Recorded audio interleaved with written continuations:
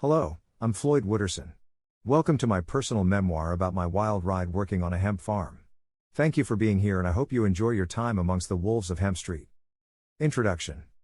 I don't want to bore you too much with the story of hemp, but it's needed to help set the stage. I'm sure a decent amount of those reading this may already know a great deal, but a nice refresher is always valuable. If anything, maybe it will help relight the fire in you, the fire that may have been dampened or extinguished with the most recent hemp boom and bust of 2018 to 2020. Maybe for those who are new to this world, it will light a new flame that may not have otherwise been lit. This is the history of hemp. The use of hemp has been documented for nearly 10,000 years, to the beginning of written human history. It has been used as far east as China, Japan, and Taiwan, to the Middle East and Egypt, and all the way west to the Americas. In its early days it was used to make cloth, medicine, paper, shoes, building structures, and pottery. Also, notably, it was smoked for religious, ritualistic, or recreational reasons, not to be confused with hemp's close cousin, marijuana. Although they derive from the exact same plant, cannabis sativa, the only true difference between hemp and marijuana is THC levels, which we will get into later.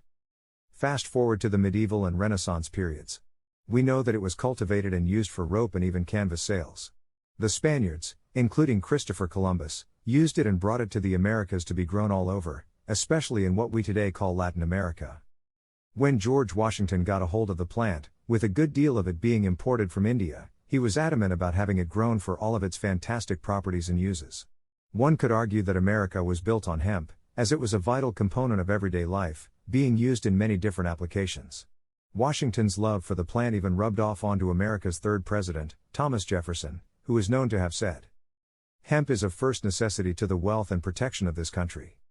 It's also important to state that, especially in the early to mid-1800s, it was mostly grown and cultivated by slaves, due to its demand for extreme labor. After the Civil War and the abolishing of slavery, the hemp industry shrunk due to high labor costs. This paved the way for the introduction of the lumber industry, which further put downward pressure on the hemp industry. However, hemp was still in the pharmacopoeia as a popular healer of many ailments, illnesses, and conditions. In 1917, hemp had a resurgence in popularity due to the invention of the hemp decorticator, created by the German immigrant, George Schlichten. This mechanical device's purpose was to process the hemp, essentially doing the bulk of the work originally done by slaves, making labor costs cheaper once again. Hemp's economic viability returned. For 20 years the hemp industry started to pick up where it left off but then was halted in its tracks. A very controversial act, the Marijuana Tax Act of 1937, made it illegal to cultivate all forms of cannabis unless a tax stamp was acquired from the United States government. This single-handedly destroyed the hemp industry. The act itself has been ridiculed and shamed by cannabis enthusiasts for just shy of 100 years due to claims that it has racist roots, while others blame it was passed by lobbyists to ensure that the emerging timber and paper industry wouldn't have competition.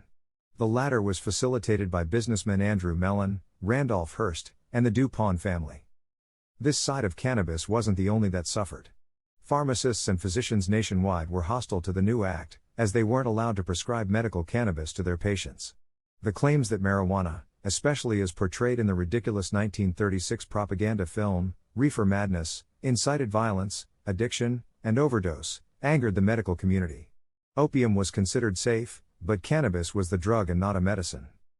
In 1942, due to America's forced entrance into and involvement in World War II, the act was temporarily lifted but, as far as we know, only for industrial purposes. Rope, cloth, and other textile needs were very important for the Allies' success in both Europe and the Pacific. Europe, a powerhouse of hemp production, was in short supply. The American Hemp for Victory film and movement urged farmers to grow as much hemp as possible.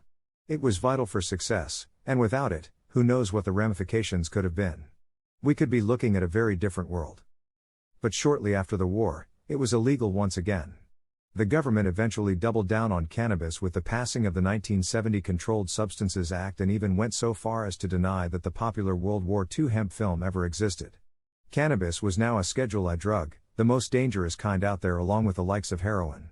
While the world made progress in cannabis-related areas, and particularly hemp ventures, America lagged well behind, kicked out of the club, if you will. But not all hope was lost. A resurgence of hemp and activists sprang out of the 1970s and 1980s, especially with the help of the legend himself, Jack Herer. Dubbed the Emperor of Hemp, his 1985 book, The Emperor Wears No Clothes, really set the stage for all of the different uses of cannabis, hemp in particular. It challenged the hypocrisy and taboo of the plant. Woody Harrelson joined the movement. So did Willie Nelson, Steve D'Angelo, Jane West, Keith Stroup. The list goes on. Finally, after years of pushback and struggle, in 2014, Colorado had its hemp pilot program. Then Kentucky and Oregon soon followed. By the end 2018, there was an overwhelming demand to grow, produce, distribute, and expand the hemp industry. But industrial hemp wasn't first on everyone's minds, a cannabinoid was. It wasn't THC, however.